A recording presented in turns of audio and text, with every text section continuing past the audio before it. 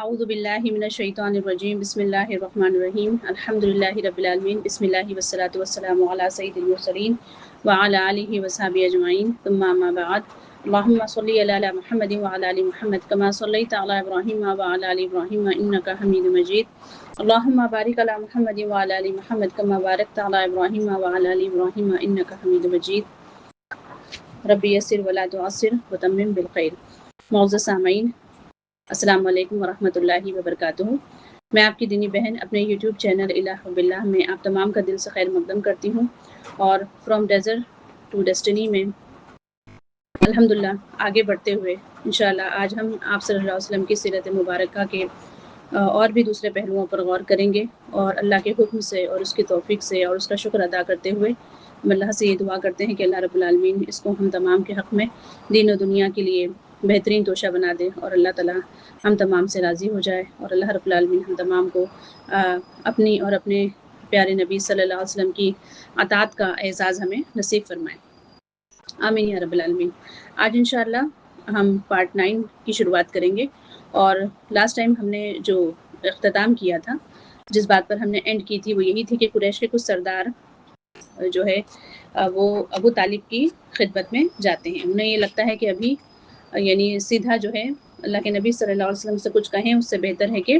پہلے ابو طالب کو جا کر بات سمجھائیں، کیونکہ وہ سب سے بڑے سپورٹر تھے آپ صلی اللہ علیہ وسلم کے۔ تو انہیں یہ تھا کہ اگر یہ سپورٹ چھوڑ دے یا انہیں سمجھا دے تو بات شاید کچھ بن جائے۔ یعنی پہلے کہتے ہیں نا کہ ابھی باتوں سے یہ لوگ کوشش کر رہے تھے کہ کسی طریقے سے اللہ کے نبی صلی اللہ علیہ وسلم اپنی دعوت سے باز آ جائیں۔ تو قریش کا وفد جو ہے وہ ابو طالب کی خدمت میں جاتا ہے۔ ابن اسحاق کہتے ہیں کہ اشراف قریش سے، یعنی بڑے بڑے جو ان کے شرفا تھے، بڑے بڑے جو سردار تھے، ان میں سے چند آدمی ابو طالب کے پاس جاتے ہیں اور کہتے ہیں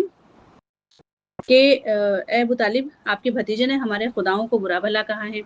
ہمارے دین کی عیب چینی کی ہے، اور ہماری عقلوں کو حماقت زدہ کہا ہے، یعنی ہمیں اسٹوپڈس کہا ہے، بیوقوف کہا ہے، اور ہمارے باپ دادا کو گمراہ قرار دیا ہے۔ لہٰذا یا تو آپ انہیں اس سے روک دیں یا ہمارے اور ان کے درمیان سے ہٹ جائیں، کیونکہ آپ بھی ہماری ہی طرح سے ان کے دین پر تو ہیں نہیں، مطلب آپ بھی تو مسلمان نہیں ہوئی ہو، آپ بھی ہمارے ہی دین پر ہیں، ہم ان کے معاملے میں آپ کے لیے بھی کافی رہیں گے۔ یعنی اگر آپ نے اس کو سپورٹ کرنا، معاذ اللہ آپ نے جو ہے اپنے بھتیجے کو سپورٹ کرنا اگر بند نہیں کیا تو ہم آپ کو بھی کافی ہو جائیں گے، یعنی آپ کو بھی نہیں چھوڑیں گے۔ اس کے جواب میں ابو طالب نے نرم بات کہی، مطلب بہت سافٹلی بات کی، اور یعنی بات کہتے ہیں جیسے رفع دفع کر دی، اور روا درانہ لب و لہجہ اختیار کیا، مطلب پنگا نہیں لیا ان سے، بہت اچھے طریقے سے یعنی حکمت سے بات کر کے ان کو روانہ کر دیا۔ چنانچہ وہ واپس چلے گئے، اور رسول اللہ صلی اللہ علیہ وسلم اپنے سابقہ طریقے پر روا دوا رہتے ہوئے اللہ کا دین پھیلانے اور اس کی تبلیغ کرنے میں مصروف رہے۔ اب جو ہے کیا ہوا کہ دن گزرتے رہے، پیارے نبی صلی اللہ علیہ وسلم شرک و بت پرستی سے روکتے رہے لوگوں کو، اور تنہا اللہ کی عبادت پر ابھارتے رہے، اور دھیرے دھیرے مسلمانوں کا ایک جتھا، ایک گروپ تیار ہو گیا۔ اب جو ہے مشرک بہت گھبرائے کہ اگر محمد صلی اللہ علیہ وسلم کامیاب ہو گئے، اس کا دین پھیل گیا، ہر طرف اسلام کا بول بالا ہو گیا، پھر کیا بنے گا؟ تب تو ہماری شامت آ جائے گی، وطن عزیز ویران ہو جائے گا، ہمارا سارا کاروبار ٹھپ ہو جائے گا۔ یہ گول مول بات ٹھیک نہیں ہے، اب کوئی دو ٹوک فیصلہ ہونا چاہیے۔ یہ سوچ کر وہ پھر ابو طالب کے پاس آئے اور بولے، ابو طالب آپ ہمارے بڑے بزرگ ہیں، جان و دل سے ہمیں عزیز ہیں، ذرا بھتیجے کے معاملے میں انصاف کیجیے، اس سے کہیے ہمارے دیوتاؤں کو کچھ نہ کہے، ہمارے دین میں عیب نہ نکالے، ہماری عقل پر حملے نہ کرے، اور ہمارے باپ دادوں کو گمراہ نہ کہے۔ آپ اسے سمجھا دیجیے، ورنہ بیچ سے ہٹ جائیے، ہم اس سے خود ہی نپٹ لیں گے، اور ورنہ جو ہے اگر آپ بھی یعنی اگر آپ نے بھی جو ہے ہماری اس بات کو سیریسلی نہیں لیا تو جو ہے ہمیں پھر مجبوراً ہے نا ان کے ساتھ کچھ اس طرح کا بیہیو کرنا پڑے گا، کچھ اس طرح کے ہم فیصلے لیں گے کہ پھر بعد میں جو ہے آپ پچھتانے کے سوا نہیں، آپ کے پاس کوئی آپشن نہیں بچے گا۔ پھر جو ہے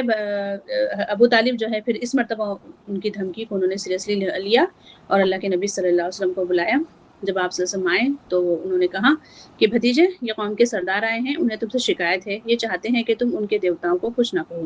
یہ تم کو اور تمہارے خداؤں کو کچھ نہیں کہیں گے۔ آپ سب نے فرمایا، چچا جو چیز ان کے فائدے کی ہے کیا اس کی طرف بلانا چھوڑ دوں؟ تو ابو طالب نے پوچھا کہ وہ کیا چیز ہے؟ تب حضور صلی اللہ علیہ وسلم نے کہا کہ یہ لوگ زبان سے صرف ایک فقرہ کہہ دیں، ایک کلمہ کہہ دیں تو پورا عرب ان کا غلام ہو جائے گا اور ساری دنیا ان کے قدموں میں آ جائے گی۔ اس پر ابو جہل زور سے چیخا کہ تیرے باپ کی قسم، وہ کون سا فقرہ ہے، کون سا ایسا کلمہ ہے، اس جیسے 10 کلمے جو ہے ہم سن لیں گے اور اس کو بولیں گے بھی۔ تب اللہ کے نبی صلی اللہ علیہ وسلم نے جب فرمایا کہ لا الہ الا اللہ کہہ دیجئے، اللہ کے لیے، صرف اللہ کے لیے کہہ دیجئے، عزت اور کامرانی آپ کے قدم چومے گی، خدا کی رحمتیں آپ پر سایہ فگن ہوگی، دنیا میں بھی خوش رہیں گے اور آخرت میں بھی نہال ہوں گے۔ یہ سنتے ہی سب تلملا اٹھے، غصے سے چہرے سرخ ہو گئے، نفرت سے گردنیں پھر گئیں۔ وہ یہ کہتے ہوئے چل دیے، معاذ اللہ، تیرے منہ میں خاک، دیکھ تیری کیسی مٹی پلید کرتے ہیں ہم، یعنی اب دیکھ ہم تیرے ساتھ کیا کرتے ہیں، معاذ اللہ۔ اب کیا ہوا کہ انہی دنوں قریش کے سامنے ایک اور مشکل آن کھڑی ہوئی، یعنی کھلم کھلا تبلیغ پہ چند ہی مہینے گزرے تھے کہ موسم حج قریب آ گیا، اور اب حجاج کو، یعنی اب ظاہر ہے حج میں بہت سارے لوگ آئیں گے، اور اللہ کے نبی صلی اللہ علیہ وسلم بھی جو ہے وہ پھر لوگوں سے جا کے بات کریں گے، ہے نا، انہیں کنونس کرنے کی کوشش کریں گے، اسلام پیش کریں گے، تو یہ ان کے لیے تو مزید خطرے کی گھنٹی تھی۔ تو حجاج کو روکنے کے لیے اب انہوں نے کیا کی، مجلس شورا منعقد کی، ایمرجنسی میٹنگ بلائی۔ قریش کو معلوم تھا کہ اب عرب کے وفود کی آمد شروع ہو گئی، وفود مطلب گروپ کے گروپ جو ہے الگ الگ قبیلوں کے یہاں آنے والے ہیں، اس لیے وہ ضروری سمجھتے تھے کہ نبی کریم صلی اللہ علیہ وسلم کے متعلق کوئی ایسی بات کہیں جس کی وجہ سے اہل عرب کے دلوں پر آپ کی تبلیغ کا اثر نہ ہو۔ چنانچہ وہ اس بات پر ایک دوسرے کے لیے یعنی بات چیت کرنے کے لیے ولید بن مغیرہ کے پاس اکٹھے ہوئے۔ اب ولید بن مغیرہ کون تھا؟ یہ اس وقت کا ان کے درمیان کا بڑا معزز شخص تھا، سردار تھا، بہت انٹیلیجنٹ سمجھا جاتا تھا اور بہت چالاک بھی تھا۔ تو ولید نے کہا، اور ظاہر صلاح مشورے میں وہ کمیٹی کا ممبر بھی تھا، اور اس کی بات لوگ مانتے بھی تھے، یعنی اچھے مشورے دیتا تھا، ان کے فائدے کی بات کہتا تھا۔ ولید نے کہا، اس بارے میں تم سب لوگ ایک رائے اختیار کر لو، یعنی ایک ہی بات کرنا، یہ نہیں کہ کوئی تم میں سے کچھ کہہ رہا ہے، کوئی کچھ کہہ رہا ہے، لوگوں میں سے تو لوگ کہیں گے کہ یہ لوگ خود کنفرم نہیں ہے کہ وہ ہے کون،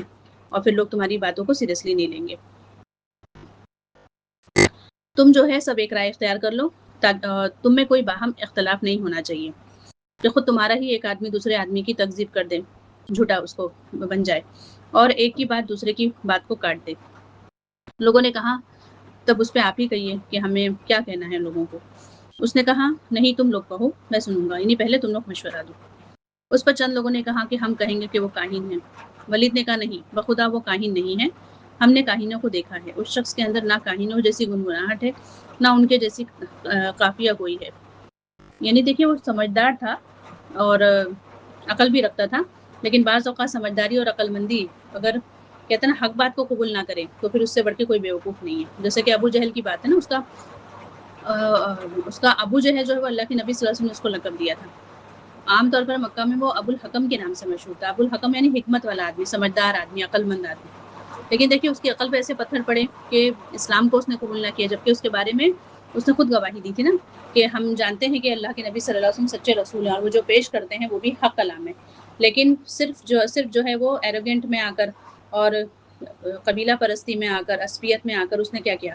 کہ بھئی اللہ کے نبی صلی اللہ علیہ وسلم بنو ہاشم سے اور انہوں نے نبی ہونے کا اعلان کیا تھا، ہم کہاں سے نبی لائیں؟ تو ہم جو ہے ان کے شروع سے کمپٹیشن میں ہے، کمپیٹیٹر ہے کہ وہ لوگ کھانا کھلاتے ہیں، ہم بھی کھلاتے ہیں، حاجیوں کی خدمت کرتے ہیں، مطلب بہت سارے اس نے ایسے کام گنوائے۔ پھر بعد میں کہا کہ اب ہم نبی کہاں سے لائیں؟ تو ہم انہیں کبھی بھی نبی تسلیم نہیں کریں گے، کیونکہ پھر یہ ہماری کیا ہوگی،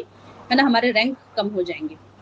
وہ رینکنگ کے چکر میں آ کے اور بڑائی کے چکر میں آ کے ہی اس نے صرف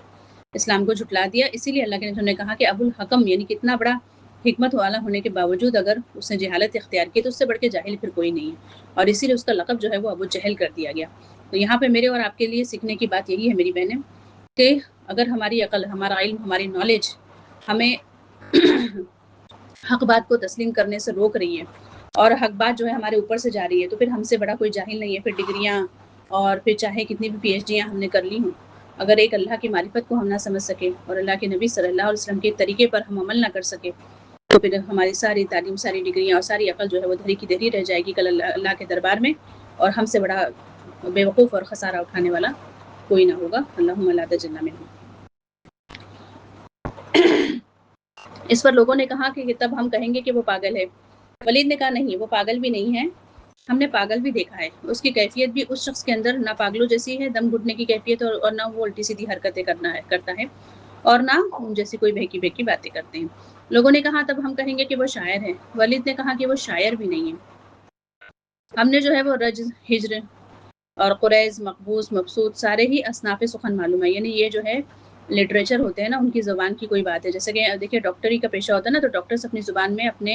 زبان میں بات کرتے ہیں نا. انجینئرز ہوتے ہیں وہ اپنی زبان میں بات کرتے ہیں، ٹیچرز ہوتے ہیں ان کے اپنے کوڈ ورڈز ہوتے ہیں. اسی طریقے سے یہ عرب کے اس دور میں لٹریچر بہت ہائیسٹ لیول پر تھا، اور اللہ رب العالمین نے اسی کے ٹکر میں اپنا کلام یعنی قرآن مجید نازل کیا تھا. انہوں نے چیلنج بھی کیا تھا تم اس جیسی ایک سورہ لے آؤ، چند آیتیں ہی لے آؤ. بعد میں کہا پھر ایک ہی آیت ہی لے آؤ. تو وہ جو ہے اس نے اس زبان میں لٹریچر کی زبان میں کہا کہ ہم جانتے ہیں کہ لٹریچر سے یہ کچھ پرے کی چیز ہے. ٹھیک ہے. اس کے بعد بہرحال شعر نہیں ہے، شعر و شاعری نہیں ہے. لوگوں نے کہا تب ہم کہیں گے کہ وہ جادوگر ہے. ولید نے کہا کہ یہ شخص جادوگر بھی نہیں ہے، ہم نے جادوگروں اور ان کا جادو بھی دیکھا ہے، یہ شخص تو ان کی طرح نہ جھاڑ پھونک کرتا ہے نہ گرہ لگاتا ہے. تب لوگوں نے کہا کہ تب ہم کیا کہیں. ولید نے کہا خدا کی قسم اس کی بات بڑی میٹھی ہے اور اس کی جڑ جو ہے وہ پختہ ہے، پائیدار ہے، اور اس کی شاخ پھلدار ہے. تم جو بھی بات کہو گے لوگ اسے باطل سمجھیں گے. البتہ اس کے بارے میں سب سے مناسب بات یہ کہہ سکتے ہیں کہ وہ جادوگر ہے. مطلب کچھ بھی کوئی ایسا لفظی آج ہمارے پاس موجود نہیں ہے کہ ہم اسے جھٹلانے کے لیے استعمال کریں، لیکن اب کچھ تو کہنا ہے لوگوں کو، تو کہہ دیتے کہ وہ جادوگر ہے. اس نے ایسا کلام پیش کیا ہے جو جادو ہے. اس سے باپ بیٹے، بھائی بھائی، شوہر بیوی اور کنبے قبیلے میں پھوٹ پڑ جاتی ہے نا. یعنی جو بھی اللہ کے نبی صلی اللہ علیہ وسلم کی بات سنتا، ایمان لے آتا، تو وہ ایمان کی خاطر سب کچھ قربان کر دیتا ہے نا. دین چھوڑ دیتا، بزنس کو چھوڑ دیتا، بچوں سے کٹ جاتا، گھر والوں کے اگینسٹ جو ہے وہ جب بات ہوتی تو گھر والے اگینسٹ ہو جاتے، لیکن وہ گھر والوں کو بھی چھوڑ دیتا. تو انہوں نے کہا کہ قریب بات یہی ہے کہ جادوگر ہے، ایسے بول کے لوگوں میں جو ہے مشہور کر دیتے ہیں کہ کوئی ان کی بات نہ سنے. بالآخر لوگ اسی تجویز پر متفق ہو کر وہاں سے رخصت ہو گئے. یہی آئیڈیا ان کو پسند آیا اور پھر سب نے کہا کہ ٹھیک ہے، اب جیسے ہی حج کے وفود آنے شروع ہو جائیں گے، لوگ پہنچنا شروع ہو جائیں گے مکہ میں، سب لوگ جو ہے جا کر اللہ کے نبی صلی اللہ علیہ وسلم کے خلاف ان کے کانوں میں یہ بات پھونک دیں گے کہ بھئی اس شخص کی بات نہ سننا اور ان سے نہ ملنا. بعض روایت میں یہ تفصیل بھی مذکور ہے کہ جب ولید نے لوگوں کی ساری تجویزیں رد کر دی تو لوگوں نے کہا کہ پھر آپ ہی اپنی رائے دو، اور پھر وہ بہت دیر تک سوچتا رہا اور پھر یہاں تک کہ اس انجام پر پہنچا. اور اسی کے بارے میں اللہ تعالیٰ نے سورہ مدثر کی آیت 11 سے لے کے 26 تک نازل کی. سورہ مدثر میں جب ہم پڑھتے ہیں نا تو آیت نمبر 11 سے جب ہم پڑھیں گے تو اللہ تعالیٰ نے اسی شخص کی پوری اچھے سے نا ایک اسکیچ کھینچی ہے، اور یہاں تک کہ اس کے جذبات بھی بیان کیے ہیں. کیا ہے وہ آیت؟ انہ فکر وقدر فقتل کیف قدر ثم قتل کیف قدر ثم نظر ثم عبس وبصر ثم ادبر واستكبر فقال ان هذا الا سحر يؤثر ان هذا الا قول البشر. یعنی اس نے سوچا اور اندازہ لگایا، وہ غارت ہوا. اس نے کیسا اندازہ لگایا پھر غارت ہو، اس نے کیسا اندازہ لگایا پھر نظر دوڑائی، پھر پیشانی سکیڑی اور منہ بھی سو رہا ہے. یعنی اللہ تعالیٰ نے ایک دم کہتے نا کہ پن کرتے ہوئے ساری جو ہے اس کی اچھے سے نقشہ کھینچا ہے. پھر پلٹا اور تکبر کیا اور آخر کہا کہ یہ نرالا جادو ہے جو پہلے سے نقل ہوتا آ رہا ہے، یہ محض انسان کا کلام ہے. اس لیے میری بہنیں میں بار بار یہ بات کہتی ہوں کہ جب اگر ہمیں قرآن کو اچھے انداز میں سمجھنا ہے، اس کے پیچھے کی سینیریو سمجھنا ہے، تو سیرت کو بھی سمجھنا بے انتہا ضروری ہے کہ وہ آیات کس پس منظر میں نازل ہوئی. اللہ تعالیٰ نے 23 سال میں تھوڑا تھوڑا قرآن مختلف ٹرمز اور مختلف کنڈیشنز میں مختلف سینیریو میں جو ہے وہ قرآن کا نزول ہوا ہے، اور اسی کو سمجھنے کے لیے ہمیں سیرت کا بھی مطالعہ کرنا بے انتہا ضروری ہے. بہرحال یہ قرارداد طے پا چکی تو اسے اب عمل میں لانے کے لیے کارروائی شروع ہو گئی. کچھ کفار مکہ عازمین حج کے مختلف راستوں پر بیٹھ گئے اور وہاں سے ہر گزرنے والے کو آپ صلی اللہ علیہ وسلم کے خطرے سے آگاہ کرتے ہوئے آپ صلی اللہ علیہ وسلم کے متعلق تفصیلات بتانے لگے، یعنی پوری ڈیٹیلنگ بتانے لگے. اس کام میں سب سے زیادہ پیش آپ صلی اللہ علیہ وسلم کا چچا ابو لہب تھا. اس سے پتہ چلتا ہے کہ ہمارے گھر والوں میں ہی سب سے بڑی آزمائش ہوتی ہے، اور گھر والے ہی ہماری راہ میں سب سے بڑا روڑا بنتے ہیں، سب سے بڑی ہرڈل بن جاتے ہیں بعض اوقات. اور انہی کے بارے میں جو ہے ہمیں پھر صبر کرنے کی بھی تلقین آئی ہے. وہ حج کے ایام میں لوگوں کے ڈیروں اور اوقاز مجنا اور ذوالمجاز، جیسے سیٹرڈے مارکیٹ ہوتی ہے نا ہماری، تو مکہ کے بازار ہوا کرتے تھے، تو ان مشہور بازاروں میں وہ آپ صلی اللہ علیہ وسلم کے پیچھے پیچھے لگا رہتا. آپ صلی اللہ کے دین کی تبلیغ کرتے اور ابو لہب پیچھے پیچھے یہ کہتا کہ اس کی بات نہ ماننا، یہ جھوٹا اور بددین ہے معاذ اللہ. اس دوڑ دھوپ کا نتیجہ یہ ہوا کہ لوگ اس حج سے اپنے گھروں کو واپس ہوئے تو ان کے علم میں یہ بات آ چکی تھی کہ آپ صلی اللہ علیہ وسلم نے دعویٰ نبوت کیا ہے، اور یوں ان کے ذریعے پورا دیار عرب میں آپ صلی اللہ علیہ وسلم کا چرچا پھیل گیا. یہاں پہ ایک بہت امپورٹنٹ بات رک کر ہے نا، یہ نوٹ کرنا بہت ضروری ہے، اور یہ پوائنٹ ہمیں ذہن نشین کر لینا چاہیے، جس میں میرے اور آپ کے لیے بہت بڑا سبق پوشیدہ ہے، اور ایک بہت بڑی کہتے ہیں نا کہ ہمارے لیے تسلی بھی ہے کہ اللہ رب العالمین کے لشکروں کو اس کے سوا کوئی نہیں جانتا. اور بعض اوقات اللہ تعالیٰ ہمارے دشمنوں سے ہی وہ کام لے لیتے ہیں جو ہو سکتا ہے کبھی ہم نہیں کر سکتے، اور فری میں وہ کام اللہ تعالیٰ ہمارا جو ہے وہ دشمنوں سے کروا لیتے ہیں۔ دیکھیے ایڈورٹائزمنٹ کی بات تھی نا، اللہ کے نبی صلی اللہ علیہ وسلم اور صحابہ ہو سکتا ہے کہ وہ اتنا ایڈورٹائزمنٹ نہ کرتے اور جا کر سامنے سے کہتے، تو اسے کہتے نا کہ انسان کا عمل کہتا ہے، جو باعمل لوگ ہوتے ہیں نا وہ منہ سے چرچا نہیں کرتے کہ میں تو یہ ہوں میں تو وہ ہوں، بلکہ ان کا عمل اور ان کا کردار، ان کا کیریکٹر یہ بتاتا ہے کہ وہ کیا ہے۔ اللہ کے نبی صلی اللہ علیہ وسلم نے جسے کہتے ہیں نا کہ کسی کو بھی جا کر یہ بولنے کی ضرورت ہی محسوس نہیں ہوئی، پیش ہی نہیں آئی کہ میں اللہ کا رسول ہوں، اور ہے نا بلکہ یہ دشمنوں نے ہی، اللہ تعالیٰ نے انہی لوگوں کے ذریعے سے ایڈورٹائزمنٹ کا کام ان سے لے لیا، اور الحمدللہ اللہ کے نبی صلی اللہ علیہ وسلم کے لیے یہ چیز بہت آسان ہو گئی۔ اور پھر کیا ہوا کہ جب انسان کی فطرت ہے، اس کی سائیکالوجی ہے کہ اسے جب کسی چیز سے منع کیا جاتا ہے نا کہ یہ کام نہ کرنا، تو اس کا دماغ ہے نا پھر اسی کام کی طرف بار بار بار بار جو ہے کیا کرتا ہے، پیش قدمی کرتا ہے کہ یہ بھئی اس میں ایسی کیا بات ہے مجھے منع کیا گیا، دیکھو تو صحیح۔ وہ جو ریسرچ کا سرچنگ کا کیڑا ہے نا وہ اس کے اندر مزید ایکٹیو ہو جاتا ہے، اور جب تک اس کا دھیان اس طرف نہیں ہوتا نا تو اس کو پھر اتنا سیریسلی نہیں لیتا، لیکن جب اسے دھیان لگا کر کہیں نا کہ یہ کام نہیں کرنا تو بس اسی کام کو کرنے کے لیے پھر وہ ایڑی چھوٹی کا زور لگا دیتا ہے۔ اور اللہ رب العالمین نے اسی نفسیات کا استعمال کرتے ہوئے الحمدللہ اللہ کے نبی صلی اللہ علیہ وسلم کے دشمنوں سے بھی ایڈورٹائزمنٹ کا کام لے لیا، اور اللہ کے نبی صلی اللہ علیہ وسلم کا کام آسان ہو گیا۔ تو میرے اور آپ کے لیے اس میں یہی ہے میری بہنیں کہ ہمارے دشمن جو ہمارے خلاف چالے چلتے ہیں، ہماری بدنامی یہ کرنے کے لیے، حسد کے مارے ہے نا، جو بھی ہمیں لے ڈاؤن کرنے کے لیے، ہمیں نیچا دکھانے کے لیے جو بھی ہمارے پیٹ پیچھے دوڑ دھوپ کرتے ہیں نا، تو اس سے ہمیں ہماری دل آزاری ہم نہ کریں، غم نہ کریں۔ یقین مانیں جیسے میں نے اس سے پہلے بھی کہا ہے کہ بات انہی کی ہوتی ہے جن میں کوئی بات ہوتی ہے۔ جب ہم کوئی کام کرنے کے لیے اٹھتے ہیں، کسی کام کا بیڑا اٹھاتے ہیں، تبھی ہم لوگوں کی نظروں میں بھی آتے ہیں، لائم لائٹ میں بھی آتے ہیں، اور بہت ساری ایسی چیزیں ہوتی ہیں کہ جو ہم لوگوں سے شاید نہیں بتا سکتے یا نہیں بتا پاتے، وہ لوگ کام ہمارے دشمن جو ہے ہمارے لیے فری میں کر رہے ہوتے ہیں۔ تو اسی لیے بالکل بھی دل آزر نہ ہو، دل چھوٹا نہ کریں، پریشان نہ ہو، غمگین نہ ہو، اللہ تعالیٰ کے حوالے ان کے حسد کو کر دیں، اللہ تعالیٰ کے حوالے ان کی دشمنیوں کو کر دیں، ان کے شر سے اللہ سے پناہ طلب کرتے رہیں، اپنی باؤنڈریز کریٹ کریں، اپنا کام کرتے رہیں۔ انشاءاللہ جو بھی ہم کام کریں اس کی ایڈورٹائزمنٹ ان کے ذریعے سے ہی اللہ تعالیٰ کروا دے گا، اور ہمارا کام آسان ہو جائے گا انشاءاللہ، کیونکہ ہمارے عمل بولیں گے، ہمارا کام بولے گا، اور ہمارا کردار بولے گا۔ باقی ہمیں کسی کو کچھ بھی کہنے کی ضرورت نہیں ہے، نہ کسی کو صفائی دینے کی ضرورت ہے، نہ ان کے پیچھے اپنا ٹائم اور انرجی ویسٹ کرنے کی ضرورت ہے۔ اپنی ٹائم اور اپنی انرجی ہمیں اپنی گروتھ پر لگانی ہے، اور اس کام میں لگانی ہے جس کام کو کرنے کے لیے ہم اس دنیا میں آئے۔ تو الحمدللہ یہاں پہ ہمارے لیے بہت بڑا سبق ہے۔ دیکھیے اللہ کے نبی صلی اللہ علیہ وسلم ان کے پیچھے نہیں گئے یہ پوچھنے کے لیے کہ تم لوگ ایسا کیوں کر رہے ہو، ایسا مت کرو، ہے نا، اور جو ہے مجھے مت پریشان کرو، اور نہیں، اللہ کے نبی صلی اللہ علیہ وسلم نے کچھ نہیں کہا، صبر سے اور خاموشی سے کام لیا، اپنا کام کرتے چلے گئے، اور اللہ تعالیٰ نے کہتے ہیں کہ بس دشمنوں کے ذریعے سے بھی کام کروا لیا۔ تو ہماری نیت میں خیر ہو، ہم اللہ کو راضی کرنے کے لیے کام کریں، دنیا کی پرواہ کیے بغیر، اور خاص طور پہ جو حاسد جو دشمن ہیں ہمارے، ان کو ان کے دشمنی ان کے حسد میں مرنے دے۔ دیکھیے کوئی تو ایسا کہتا ہے نا گدھا گاڑی ہونی چاہیے نا جو ہمارے گناہوں کا پوائنٹ ہوئے،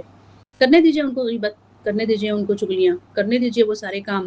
ہے نا، جس کے ذریعے سے ہمارے ہی گناہوں کا بوجھ ہلکا ہو رہا ہے الحمدللہ۔ بلکہ الحمدللہ کہیں کہ دشمن ہیں ہمارے، ان دشمنوں کے ذریعے سے ہمیں پتہ چل رہا ہے ایٹ لیسٹ کہ ہمارے اندر ایپ کون سے ہیں، ہے نا، وہ ہمارے وہ ایپ دکھاتے جو ہمیں کبھی نظر نہیں آیا، الحمدللہ کہیں کہ وہ ایپ ہمیں دکھا رہے ہیں، تو کم از کم ہم اس کی اصلاح تو کر سکتے ہیں، ہم اس پر کام کر کے مزید جو ہے وہ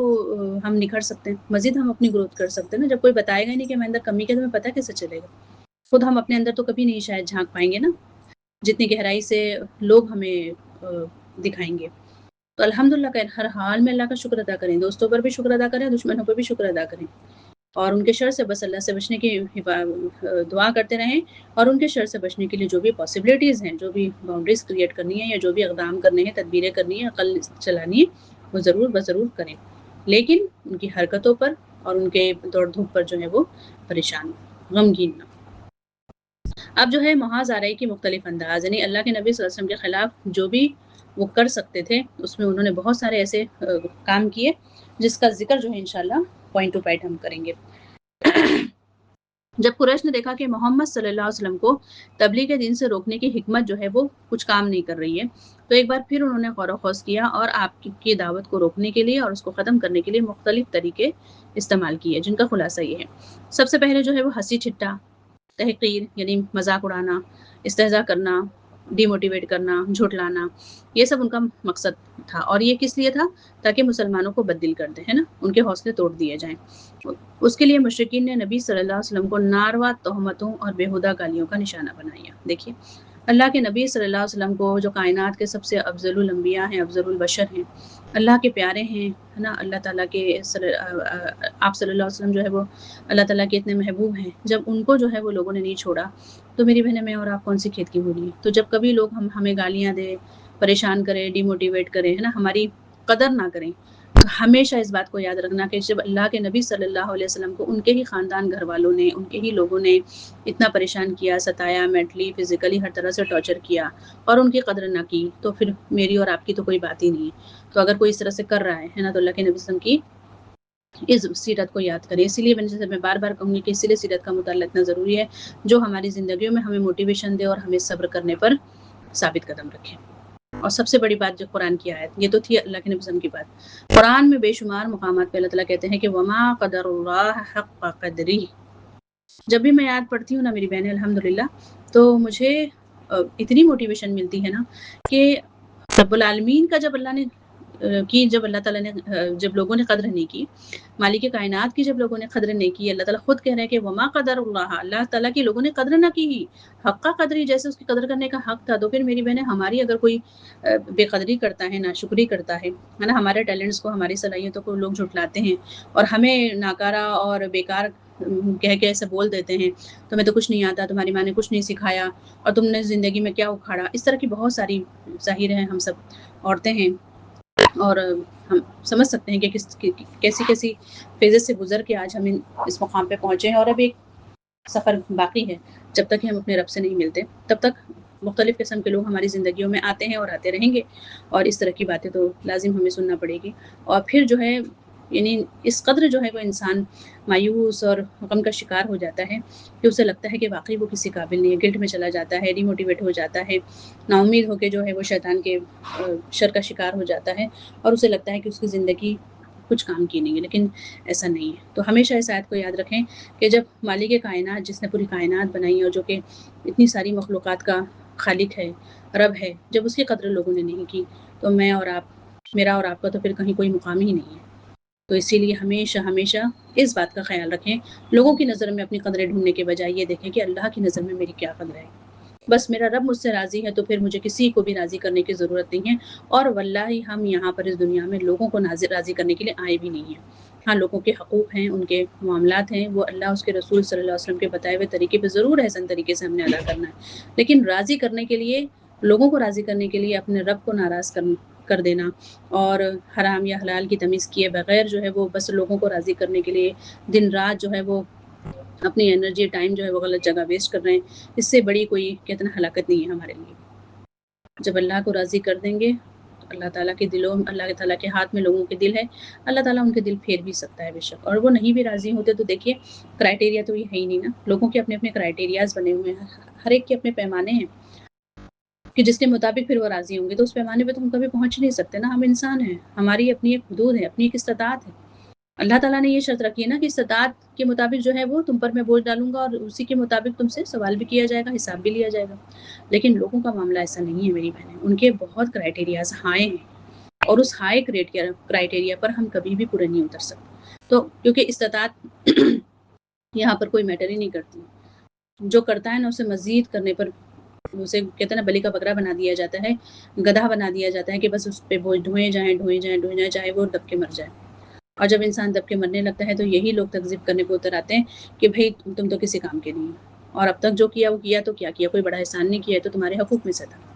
بہرحال وہ یوز ٹو ہو جاتے ہیں، ناشکری کرنے لگتے ہیں۔ تو ہماری ایک استطاعت، جب اللہ نے استطاعت کی شرط رکھی ہے تو ہم لوگوں پر اپنی استطاعت سے زیادہ کا معاملہ نہ کریں، ٹھیک ہے؟ ہم جتنا کر سکتے ہیں آسانی سے کر لیں اور اللہ کو راضی کرنے کے لیے رہیں، لوگوں کو ہم کبھی راضی نہیں کر سکیں گے۔ تو اللہ کے نبی صلی اللہ علیہ وسلم کو گالیوں کا اور تہمتوں کا نشانہ بنایا، چنانچہ وہ کبھی آپ صلی اللہ علیہ وسلم کو پاگل کہتے، جیسا کہ قرآن کی مجید کی آیت ہے، ارشاد ہے کہ ان کفار نے کہا کہ اے وہ شخص جس پر قرآن نازل ہوا ہے تو یقیناً پاگل ہے، معاذ اللہ۔ کبھی جو ہے وہ آپ صلی اللہ علیہ وسلم پر جادوگر اور جھوٹے ہونے کا الزام لگاتے ہیں، چنانچہ ارشاد ہے کہ انہیں حیرت ہے کہ خود انہی میں سے ایک ڈرانے والا آیا، اور کافر کہتے ہیں کہ یہ جادوگر ہے، جھوٹا ہے۔ یہ کفار آپ کے آگے پیچھے پرغضب اور انتقام لینے والے انداز میں اور بھڑکتے ہوئے جذبات کے ساتھ چلتے تھے، چنانچہ رب تعالیٰ کا ارشاد ہے کہ جب کفار اس قرآن کو سنتے ہیں تو آپ کو ایسی نگاہوں سے دیکھتے ہیں کہ گویا آپ کے قدم اکھاڑ دیں گے اور کہتے ہیں کہ یہ یقیناً پاگل ہے معاذ اللہ۔ اور جب آپ کسی جگہ تشریف فرماتے اور آپ صلی اللہ علیہ وسلم کے ارد گرد کمزور اور مظلوم صحابہ کرام رضی اللہ تعالیٰ عنہم اجمعین موجود ہوتے تو انہیں دیکھ کر مشرکین ان کا مذاق اڑاتے اور کہتے کہ ہؤلاء من اللہ علیہم من بیننا، کہ اچھا یہی وہ حضرات ہیں جن پر اللہ تعالیٰ نے ہمارے درمیان احسان فرمایا، مطلب یہ وہ لوگ ہیں۔ جواباً اللہ تعالیٰ کا ارشاد ہے کہ الیس اللہ بعالم بالشاکرین، کہ اللہ شکر گزاروں کو سب سے زیادہ نہیں جانتا ہے نا۔ اس سے پتہ چلتا ہے کہ شکر گزاری کتنی بڑی نعمت ہے۔ شکر گزاری ایسی نعمت ہے جو ہمیں پیغمبروں کا ساتھ ہے نا نصیب کرتی ہے۔ اس دنیا میں بھی انشاءاللہ ہم آج تو یعنی فزیکلی وہ موجود نہیں ہے، لیکن اس دنیا میں اگر ہم شکر گزار بنیں گے تو اللہ تعالیٰ ہمیں اللہ کے نبی صلی اللہ علیہ وسلم کی اطاعت کی توفیق نصیب فرمائیں گے، اور یہی ان کا ساتھ ہے دراصل نا۔ اور آخرت میں کیا ہے، آخرت میں بھی انبیاء ان کے ساتھ اللہ تعالیٰ نے کہا کہ ہم انہیں جنت میں ایک دوسرے کے ساتھ ملا دیں گے ان کے اعمال کے کرائٹیریا پر اللہ کی رحمت سے۔ پھر جو ہے عام طور پر مشرکین کی کیفیت وہی تھی جس کا نقشہ ذیل کی آیت میں کھینچا گیا ہے کہ جو مجرم تھے وہ ایمان لانے والوں کا مذاق اڑاتے تھے، اور جب ان کے پاس سے گزرتے تو آنکھیں مارتے تھے، اور جب اپنے گھروں کو پلٹتے تو لطف اندوز ہوتے ہوئے پلٹتے تھے، مطلب خوشی خوشی، اور جب انہیں دیکھتے تو کہتے تھے کہ یہی گمراہ ہیں، حالانکہ وہ ان پر نگران بنا کر نہیں بھیجے گئے تھے۔ ٹھیک ہے نا، اگر آپ کو نہیں کرنا ہے، آپ کو بات نہیں ماننی، تو آپ اپنے کام سے کام رکھیے، لیکن یہ لوگ کیا کرتے ہیں، جو کام کر رہے ہوتے ہیں نا ان کو بھی جو ہے بیچ میں جا کر ٹانگ اڑاتے ہیں اور ان کا بھی جینا حرام کر دیتے ہیں۔ اب محاذ آرائی کی دوسری صورت کیا تھی؟ آپ کی تعلیمات کو مسخ کرنا، شکوک و شبہات پیدا کرنا، جھوٹا پروپیگنڈا کرنا، تعلیمات سے لے کر شخصیت تک کو معاذ اللہ واہیات اعتراض کا نشانہ بنانا۔ جیسے ہے نا کسی کا کیریکٹر خراب کر دو، بس پھر اس کی بات کا وزن اپنے آپ ختم ہو جائے گا، اور یہی سب کچھ انہوں نے کیا، اور یہ سب اس کثرت سے کرنا کہ عوام کو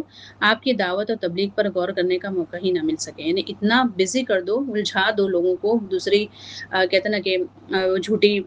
افواہوں میں، جھوٹے پروپیگنڈے میں، اور افواہوں کا بازار اتنا گرم کر دو کہ لوگ اسی میں جو ہے وہ ان کا دماغ چل جائے اور صحیح اور اصل چیز کی طرف لوگوں کا دھیان نہ جائے۔ اتنے رومرز پھیلا دو مارکیٹ میں کہ لوگ جو ہے اسی کا خوف زدہ کا نشانہ ہو اور اسی کو صحیح اور غلط کی تمیز میں مطلب اسی میں لگے رہیں۔ آج دیکھیے سوشل میڈیا یہ بہت اس کا بڑا کردار ادا کر رہی ہے نا۔ جیسے کہتے ہیں نا کہ دیکھیے فلسطین میں یہ ہوا، فلسطین میں کتنا کچھ ہو رہا ہے، اور بھی بہت کچھ ہو رہا ہے، ہماری پولیٹکس میں بہت کچھ چل رہا ہے، لیکن کیا ہوتا ہے نا، اب کشمیر میں ایک سونے ہوتا ہے اور وہاں چند لوگوں کو گولی مار کے گرا دیا جاتا ہے، اور سارا نیوز اور میڈیا بس اسی پر فوکس کر دیا جاتا ہے، اور جو اصل ایجنڈا ہے وہاں سے لوگوں کا جو ہے وہ دھیان ہٹا دیا جاتا ہے۔ اسی طرح سے کہیں ایک جگہ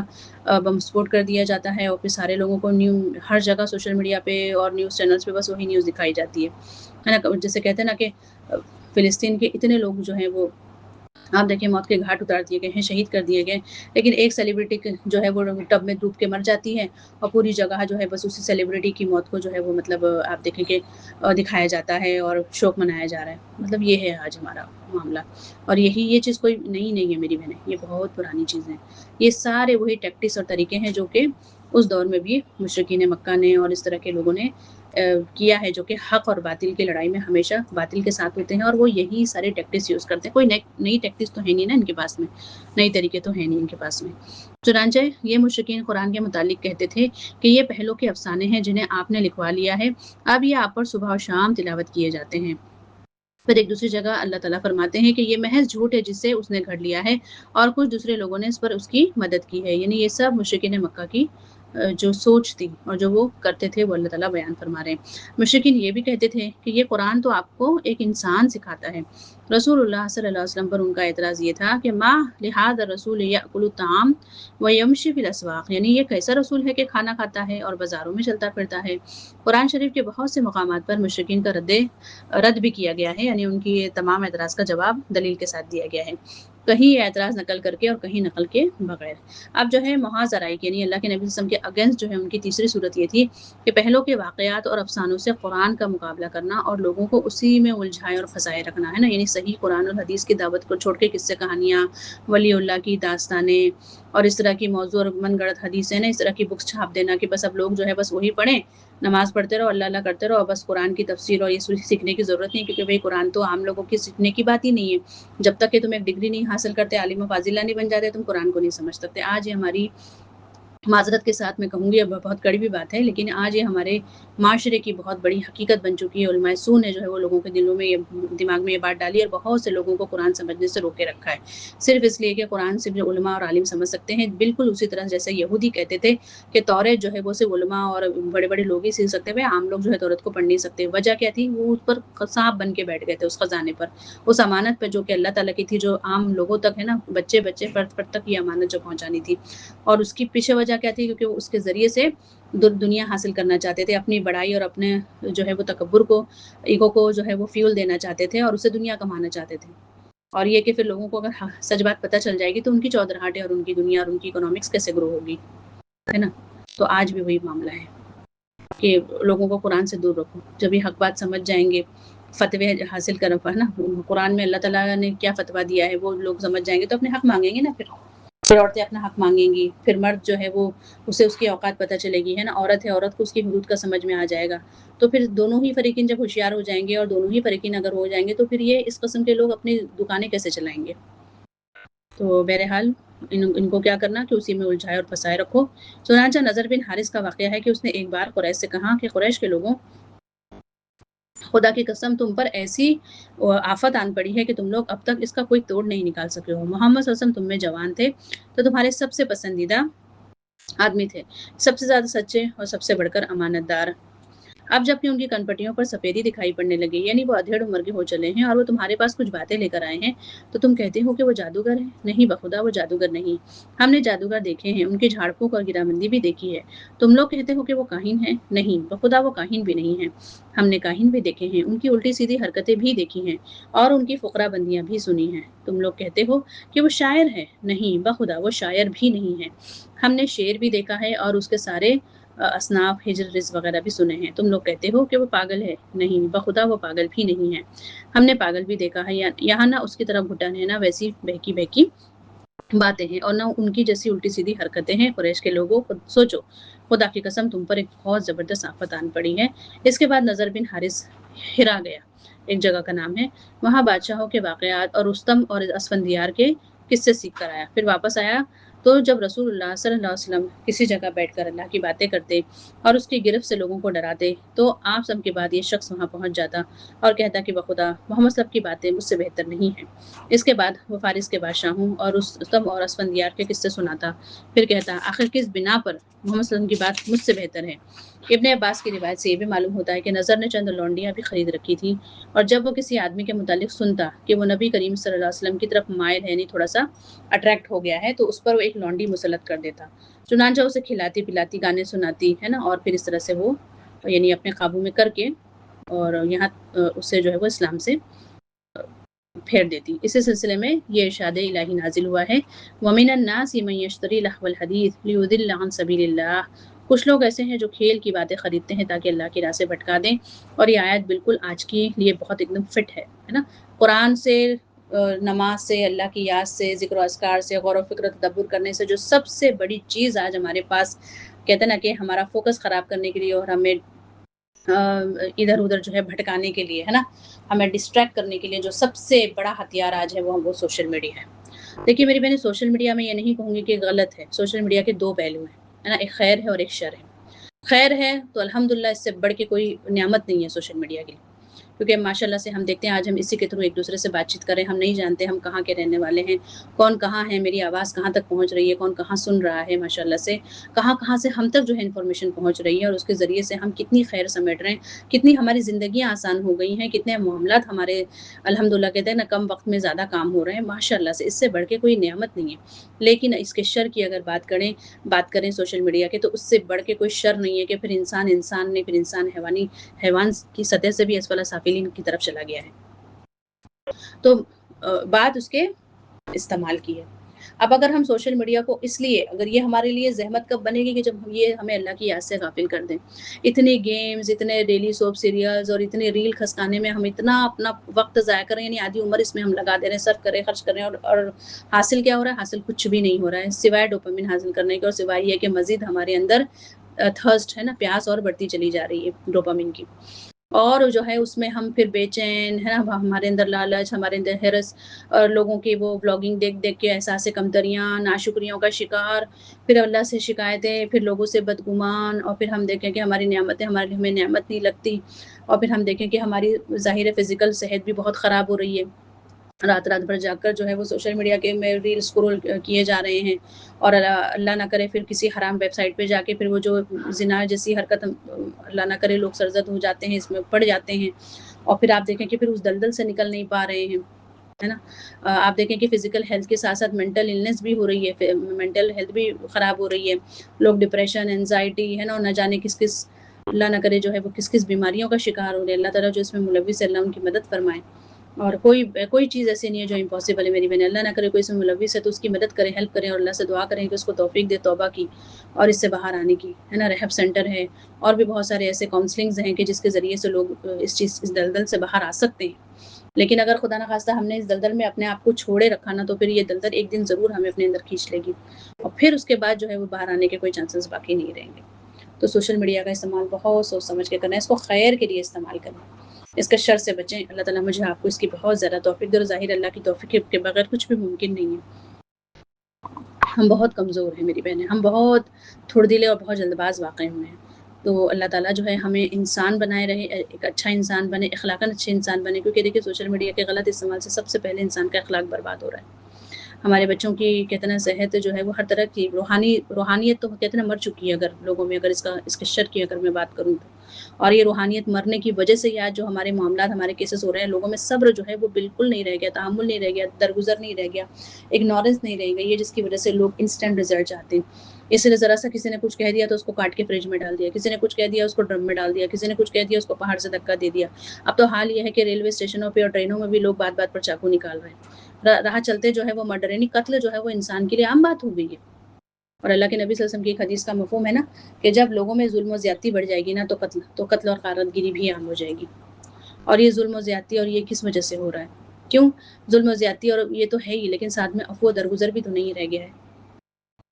اور نہ ہی جو ہے ان کو جو ظلم و زیادتی کر رہے ہیں، جو اس طرح کے نارسسسٹ بنے پھر رہے ہیں، ان لوگوں کی بھی تو کاؤنسلنگ کرنے کے لیے، ان کو حق بولنے کے لیے کوئی ایسا ادارہ، کوئی ایسے لوگ آگے نہیں آ رہے ہیں کہ ان کو سنبھالا جا سکے، اور بدلے میں جن کے ساتھ یہ ظلم و زیادتی کر رہے ہیں ان کی بھی نہ کوئی کہیں سے کوئی کاؤنسلنگ کر رہا ہے کہ بھی ان کے